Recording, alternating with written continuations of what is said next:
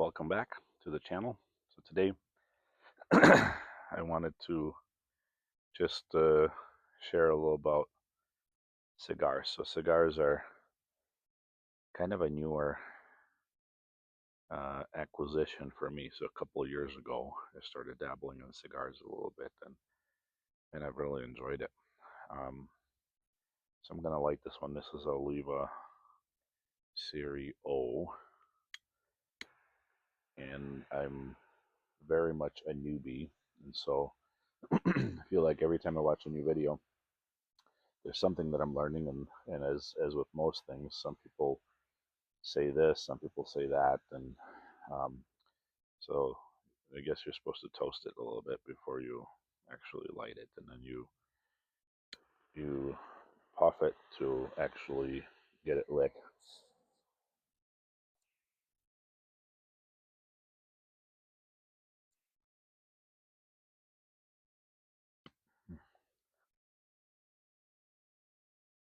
So we're up here.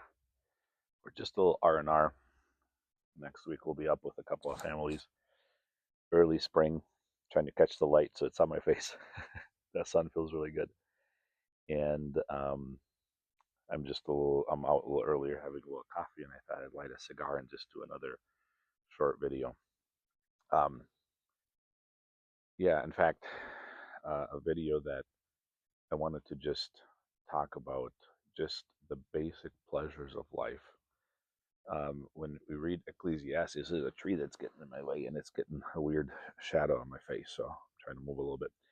Um, Ecclesiastes talks a lot about different things, but there's a theme in there that says eat, drink, and enjoy.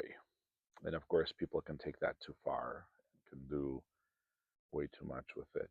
But there's a basic, I think our Father in heaven is a loving Father. So if you've got kids, which mine are grown, my son is 26 and my daughter's 22, still living at home, which is amazing. I love that actually. But they when the kids were small, well, even now, right? Like, there's such a joy that I get from seeing them happy, seeing them do things that bring them joy, right? Um, and so that statement, eat, drink, and enjoy, for you don't know what tomorrow will bring, right? The point of that is that tomorrow might be a season in which you can't, right, for one reason or another. So everything we have is from God, and God can give us more, whether it's finances, money, or whatever it is. Like, God can give us more, God can take it away. And if we hold on to it too tight, I think we miss out on some of that joy. Or sometimes we're worried too much. Is this godly? Is what I'm doing? So obviously the Bible gives us very clear prescription for righteous living. What honors God and what doesn't.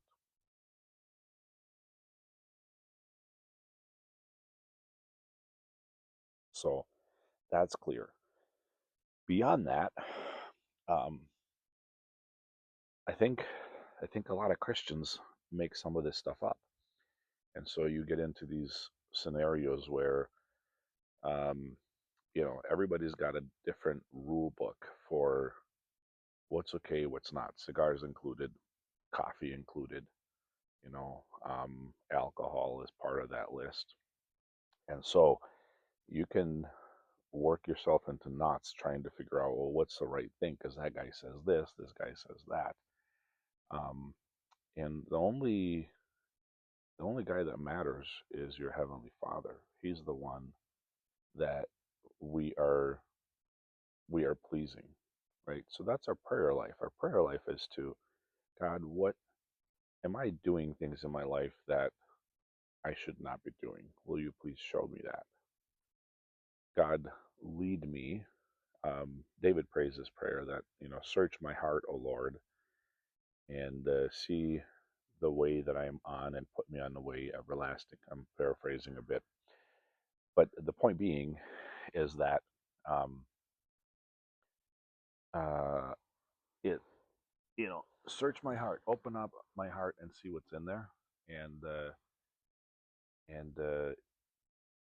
take me and mold me, right? So when people talk about like we have free will, right? We can make our own decisions.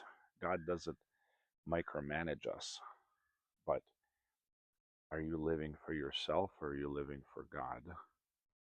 And are you doing the things that honor Him? Right? Those are kind of the questions. And so though that prayer and asking for God's will and asking that we are in His will, that's a factor. That's something we should be striving for. We should be looking to do. But God is not a killjoy, and He doesn't want us to live in a way that we have absolutely no joy. Do you enjoy seeing your kids open up their Christmas presents and light up with joy and be just super excited? That's our Heavenly Father. I think much more so.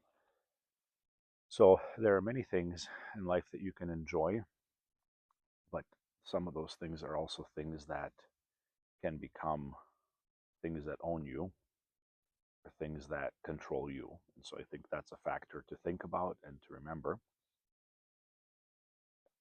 Alcohol can be addicting and can be is a source for problems for a lot of people, right? So that is something to understand. And some of you are predisposed to having problems with alcohol, and so you should probably avoid it. But I think we each answer to God for our own things, and the point of a relationship with God is that it's a relationship.